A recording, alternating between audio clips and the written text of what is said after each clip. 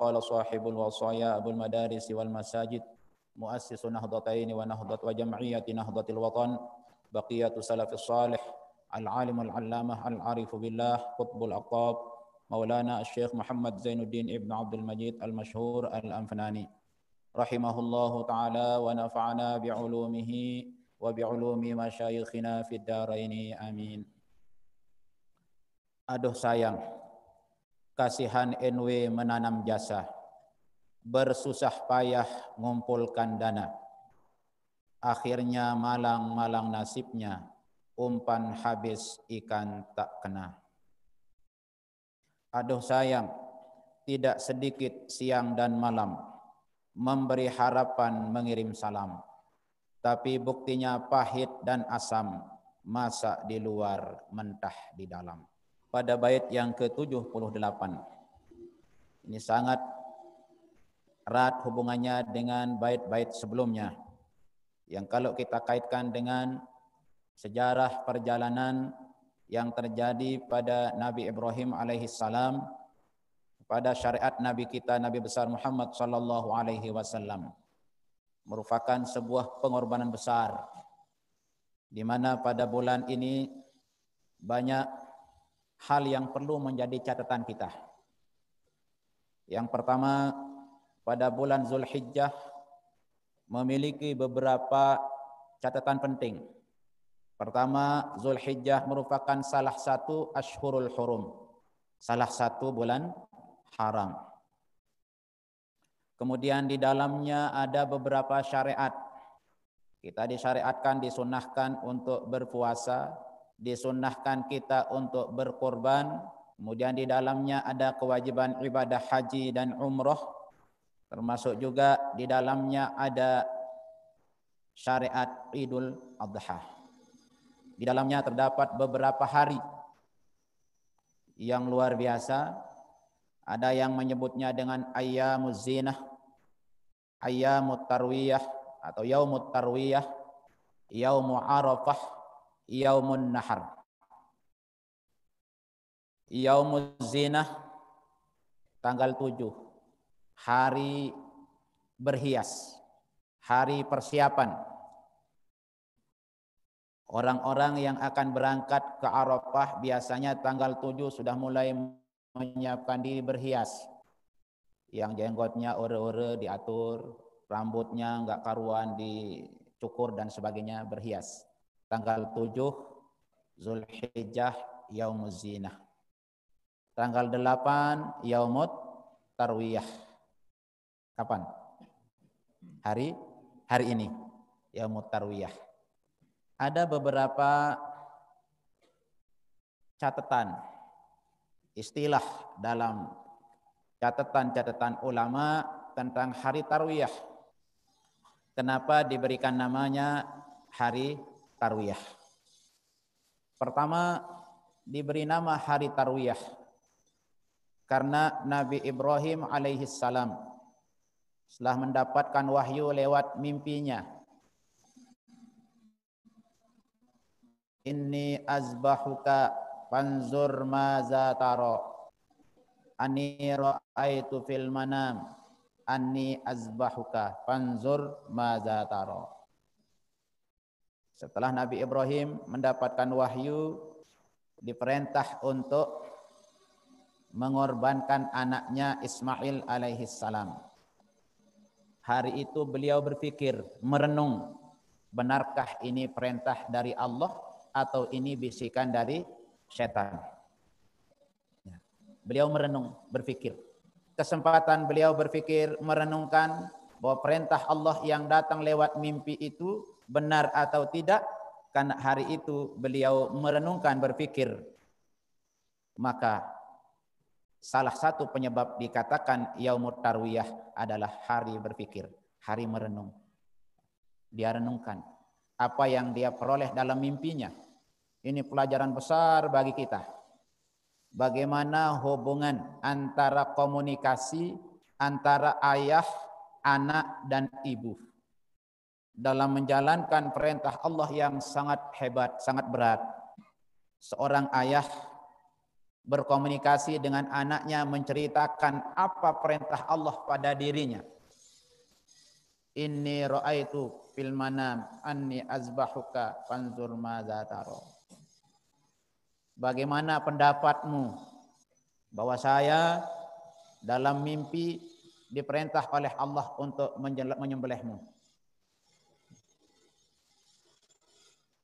Seorang ayah yang soleh, istri yang soleh, melahirkan anak yang soleh. Sebagai anak yang soleh, maka dia sami'na wa ata'na terhadap ayahnya. Apa jawaban anak? Ya abatif al-madza tu'mar.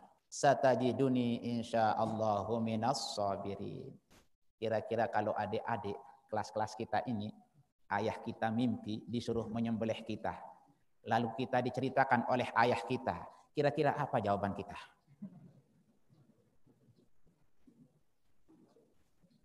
Kalau kita mungkin jawaban kita mengatakan, Bapak orang gila.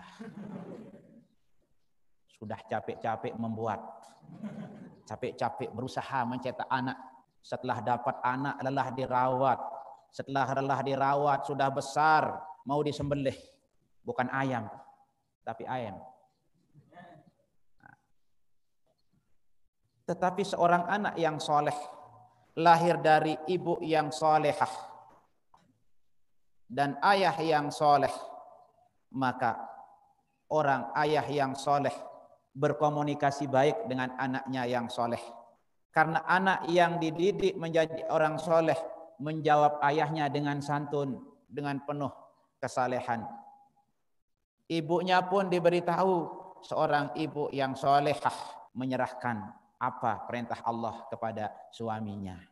Kira-kira kalau istri kita sekarang, anak satu-satunya yang sangat dibanggakan, disayangi oleh istri kita. Lalu kita bercerita bahwa anak kita disuruh korban oleh Allah. Kira-kira jawabannya mungkin sama jawabannya dengan anaknya. Katakan suaminya gila. Tetapi beliau-beliau adalah sudah diciptakan oleh Allah menjadi contoh bagi kita. Itu semuanya istri sami'na wa ata'na. Anak sami'na wa ata'na. Ayah sami'na wa ata'na.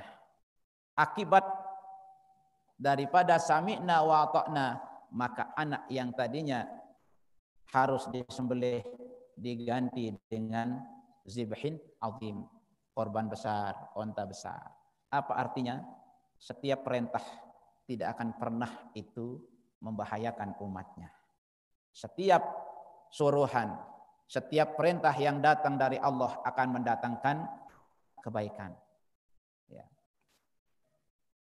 Nah, karena itu ya hari ini 8 Zulhijjah dikatakan juga hari Tarwiyah. Ada juga mengatakan bahwa Tarwiyah itu artinya ya karena orang-orang yang mau berangkat ke padang Arafah menyiapkan air, minum banyak, menyiapkan air untuk dibawa ke padang Arafah. Karena zaman dahulu padang Arafah itu padang pasir yang tidak ada pohon, yang ada hanya batu, pasir, rumput pun tidak ada. Kalau sekarang sudah mulai banyak pohon. Dikatakan dulu pohon Harto, anak konon Pak Harto yang dulu membawa pohon-pohonan menanam di padang Arafah. Sekarang sudah besar, bisa dipakai bernaung. Tapi ujian juga bagi jamaah haji yang melakukan ibadah haji. Kalau dia tidak ditatar bagus, maka nanti pohon-pohonannya itu akan dipetik, akan dirusak. Dan itu akan mengganggu ibadah haji, termasuk melanggar larangan-larangan ihram. Ujian besar. Anak besar pohon yang kita rusak, besar dendanya, besar damnya. Ya. Nah, jadi itu Tarwiyah, karena kesempatan tanggal 8 biasanya orang-orang menyiapkan air, apalagi dulu tidak ada. Disiapkan jeding darurat, disiapkan untuk minum jamaah haji. Nah, sehingga dikatakan juga Tarwiyah. Setelah itu ada namanya Yaumu Arafah, besok. Ya. Ada yang mengatakan kenapa disebut padang itu namanya padang Arafah? Ada yang mengatakan karena libu'dihi, karena jauhnya. Dikatakan dia Arafah. Ada juga mengatakan bahwa Arafah itu karena di situ pertemuan Nabi Adam dan Siti Hawa setelah keluar dari surga. Ada yang jalan ke utara, ada jalan ke selatan, bertemu di padang Arafah. Disitulah monumen Jabal Rahmah, Tugu Besar, yang sering orang-orang Lombok kalau pergi haji di situ dia tulis nama anaknya, tulis namanya bid'ah kata dia orang di sana. Di situ dia berdoa bagi perempuan-perempuan yang takut dimadu. Di situ dia berdoa supaya tidak dimadu kayak Nabi Adam, selalu Hawa. Nah itu biasanya. Batu Lombok, wah lain-lain doang. Barong-arong pada tayak berdoa sini dan ini. Ayo kita pergi berdoa, nanti kalau si dia tidak ikut berdoa nanti dimadu. Nah, takut dimadu. Padahal harus bersyukur dimadu kan. Karena berarti ada orang lain yang menganggap suami kita gagah kan. Bukan sendiriannya para dia gagah kan. Ada orang lain. Ya, tapi itu ya asbun. Asal bunyi. Hati beda kan. Ya. Nah, semodel-model itu yang dilakukan. Ada yang mengatakan bahwa Arafah itu karena di padang Arafah dulu Nabi Ibrahim alaihi salam diajarkan manasikul hajj. Secara totalitas Nabi Ibrahim diajarkan oleh malaikat Jibril manasik haji, cara-cara berhaji. Sehingga setelah selesai diajarkan, Jibril ditanya, "Hal arafta?" "Na'am araftu." Karena terjadi dialog kata-kata Arafah, ya. Konon itu juga penyebabnya dikatakan padang Arafah. Yang ketiga ada yang mengatakan bahwa kenapa dikatakan Arafah? Karena disitulah iktirafnya manusia ala dzunub. Disitulah orang mengakui dirinya, menyadari dirinya bahwa dirinya sebagai manusia biasa yang penuh dengan dosa. Setelah berpakaian hanya 2 lembar, di atas pakaian putih, di bawah putih, dia menyadari dirinya akan menjadi gambaran sebagai mayit yang nanti akan kembali kepada Allah membawa kain putih. Tidak membawa jabatan, tidak membawa sawah, tidak membawa kebun, tidak membawa harta benda. Hanya 2 lapis kain putih bawah atas yang akan dibawa kembali menghadap. Mereka sadari kelemahannya, kerendahannya, menyadari dirinya sebagai manusia yang dhaif, banyak keliru, banyak salah. Mereka bertaubat, disitulah ya banyak orang iktiraf, mengakui dirinya. Maka tempat itu juga disebut dengan istilah Arafah. Nah itu hari-hari yang bersejarah, terjadi sejarah pengorbanan Yaumun Nahar, Idul Adha, hari pengorbanan. Guru besar kita Al-Maghfurlah Maulana Syekh telah berkorban, mengorbankan harta benda, mengorbankan perasaan, mengorbankan segala-galanya untuk kemajuan Islam Ahlus Sunnah wal Jamaah.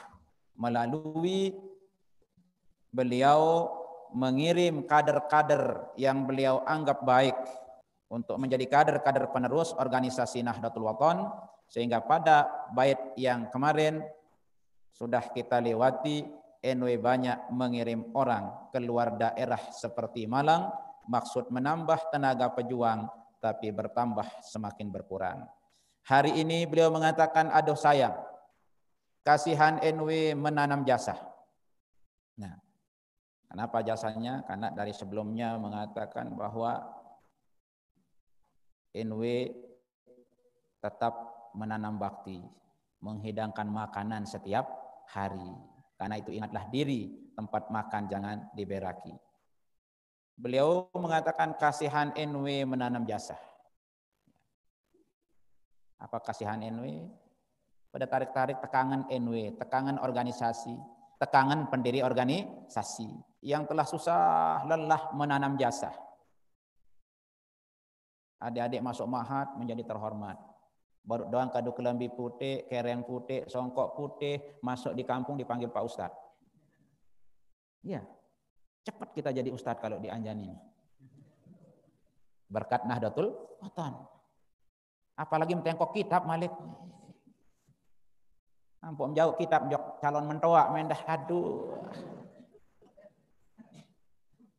Anak kurangangan ina amak bedorong. sak mentia anak dia sak peta, sak berakhlak, bembelain jauh kita.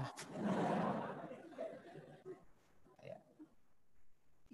Itu jasa Nahdlatul Wathon. Luar biasa. Menjadi murid Maulana Syekh lelah selamanin. Timan dengan dek kanggo berselaman karena corona. Lagu. Namun dengan NW jasa NW tak rebut iman berselaman. Nah, itulah berkat jasa. Saran dengan berselaman kan ibu berdoa. Ya. Dia assalamualaikum sudah doa luar biasa itu. Jasa luar biasa. Lagu separuh itu karena tradisi kita, kebiasaan kita, mun tuan guru bersalam jak rame jawaban kita. Lamun teman kita bersalam jak sekali dua berjawab. Atau khotib naik mimbar hari Jumat, dia berjawab arak telu, kecil juga suaranya. Tapi kalau kesayangannya bersalam rame-rame menjawab. Padahal itu menanam jasa. Ya.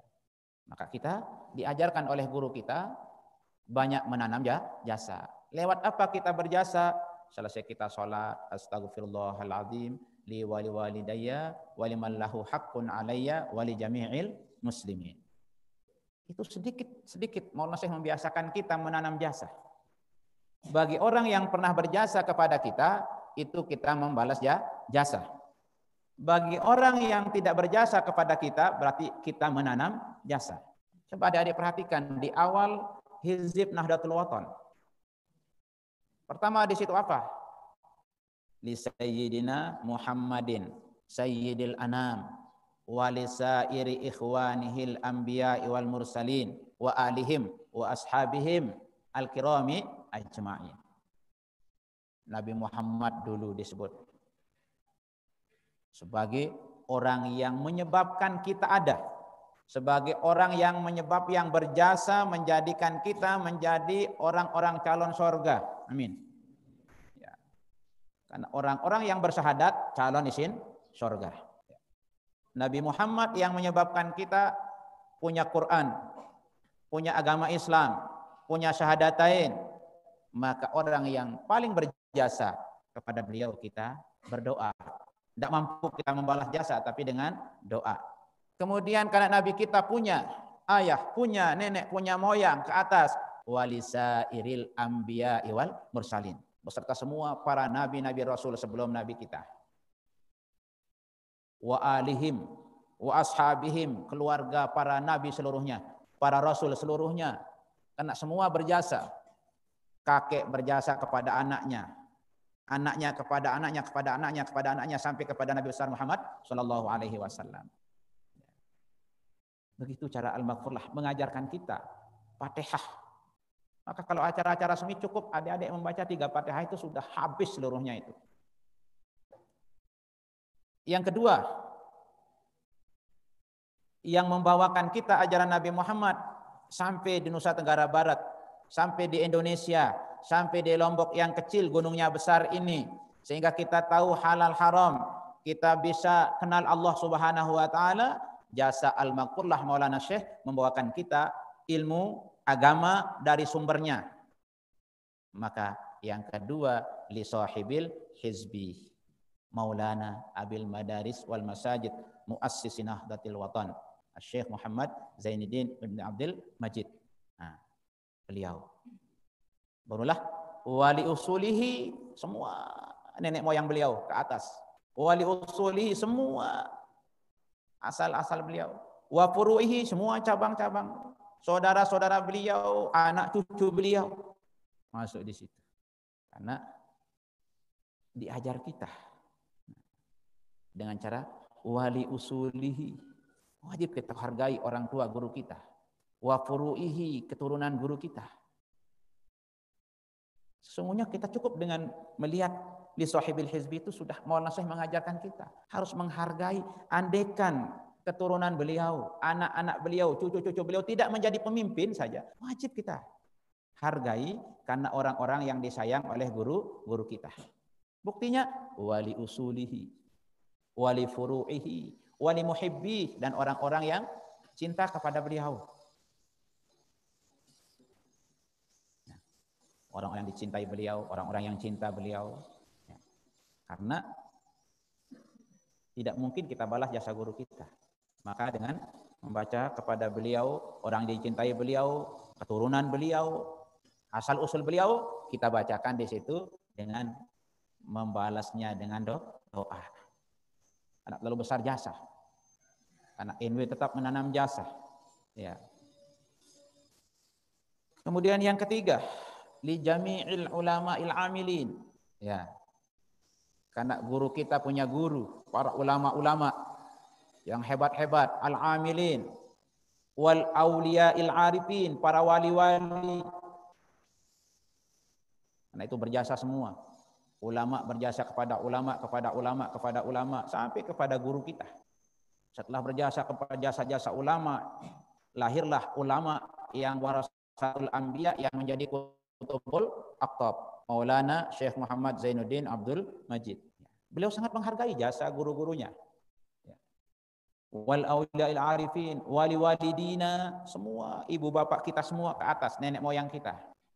Wali masyayikhina, semua guru-guru kita dari SD sampai guru ngaji kita. Guru-guru kita semua itu dibacakan sebagai bentuk kita diajar oleh Maulana Syekh membalas jasa orang-orang yang pernah berjasa. Walin nahdina wan nahdiyat, semua warga nahdiyin nahdiyat yang berjasa kepada kita sebagai bentuk kita membalas jasa. Orang-orang Nahdlatul Wathon yang tidak kita kenal, yang tidak ada jasanya kepada kita, kita menanam jasa kepada orang lain. Wali jami'il muslimina wal muslimat, habis sudah itu. Ya. Jadi luar biasa Maulana Syekh mengajak kita, ya, andai kan tidak ditambah sudah habis itu. Nah, cuma kan kadang-kadang kita ingin lebih khusus lagi kan, mengkhususkan langsung kepada guru-guru beliau seperti yang sudah saya ceritakan sejarah dulu bagaimana kenapa ditambah Fatihah-Fatihah di awal pengajian ma'had yang dulu hanya 3 itu saja yang kita pakai. Tetapi setelah banyaknya ulama-ulama datang ke Maulana Syekh dulu mendengar hizib, di dalamnya ada wala ila saulatiyati bi rahmatillah, banyaklah ulama-ulama minta dimasukkan namanya di dalam hizib Nahdlatul Wathon. Ulama sudah jelas dijamin masuk surga warasatul anbiya karena sahabat-sahabat Maulana Syekh itu wali-wali semua datang ziarah minta dia dimasukkan dalam hizib. Itu jawah jelas terdoa si hizib itu. Lagu masih tak buat baca hizib. Kadang-kadang dia tahu dia hizib endah. Nah, sekarang hizib itu cukup dengan HP. Beda hizib yang di HP dengan hizib yang dicetak oleh Maulana Syekh, dicetak oleh keturunan Maulana Syekh yang ya memang untuk simpelnya bagus, kita bawa HP semuanya ada sebagai syiar. Tapi yang lebih bagusan kitabnya kita pegang, ada noh arak wasiat di HP, lebih bagusan sak cetak kan canu, lamun di HP dia tinggal tentah. Tapi kalau yang ini bisa ditandai, oh hari ini tanggal sekian. Sehingga kita tahu. Semuanya saya bawa buku karena supaya saya pindah yang di sini kemari, tanggalnya saya tulis, kemudian apa referensi yang ada di situ kita tulis di bawahnya sebagai sejarah. Kita pernah berdiskusi. Ya. Di saat ada orang yang memplesetkan, nanti tinggal saya buka hari ini tanggal sekian bait ini yang saya sampaikan. Ya. Ada akuratnya tertulis. Ya. Apa yang saya sampaikan itu saya tulis di bawahnya sebagai ya, tambahan sesuai dengan keadaan kemampuan saya yang mengajak adik-adik berdiskusi, memahami dan mendengarkan. Nah, itu sebabnya Al-Maghfurlah guru kita, kasihan NW menanam jasa. Kasihan. Nah, beliau katakan kasihan NW menanam jasa. Bersusah payah mengumpulkan dana. Lelah guru kita kesana kemari. Sampai beliau mendapat gelar Abul Madarisi wal Masajid. Membangun madrasah, lewat masjid. Untuk menyebarkan ajaran Nahdlatul Wathon, menjadikan manusia menjadi manusia, agar manusia tetap menjadi ahsani taqwim, agar manusia mendapatkan gelar al-muttaqin. Beliau tidak berpikir pengorbanan. Ya. Beliau tidak memikirkan hartanya habis, tenaganya capek. Sampai beliau bercerita kepada Ummun Nahdiyin wan Nahdiyat dulu. Karena alhamdulillah si paling genem bercerita tentang perjalanan riwayat perjuangan Maulana Syekh istri beliau yang namanya Allah yarhamha Hajjah Rahmatullah Hasan, ummi dari Ummunah Al-Mujahidah, nenek dari Syekhuna Tuan Guru Bajang. Paling genem bercerita. Kalau kita ziarah, mesti beliau bercerita bagaimana perjalanan Al-Maghfurlah Maulana Syekh. Sejak beliau dulu nikah, terus beliau bercerita orang tuanya menjodohkan dengan orang tua. Terus dia bercerita bagaimana perjalanan perjuangan Maulana Syekh mulai dari Al-Mujahidin dulu sampai beliau tua. Sampai beliau bercerita bahwa ke mati doang dek kuah hidapnya dalam perjuangan. Sampai begitu cerita Al-Maghfurlah kepada istri beliau, yang istri beliau menceritakan kepada kita. Jadi andai kata Ummunah Hajjah Rahmatullah Hasan mempunyai tempat khusus pada diri Al-Maghfurlah, kita tidak heran. Dari bahasanya, dari kehalusannya kepada beliau, kemudian caranya menghibur Maulana Syekh di saat beliau sedang susah, sedang sakit. Ya. Kemudian karena tadi itu, karena ayahnya soleh, uminya solehah, lahirlah anak yang solehah, dapatlah menantu soleh. Karena mami gede orang soleh, Ummuna orang solehah, lahirlah anak-anak yang soleh. Lahirlah Hamzan Wadi II.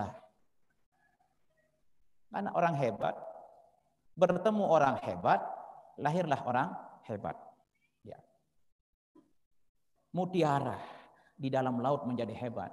Karena pertemuan, pergeseran ombak yang begitu besar, melahirkan mutiara-mutiara hebat.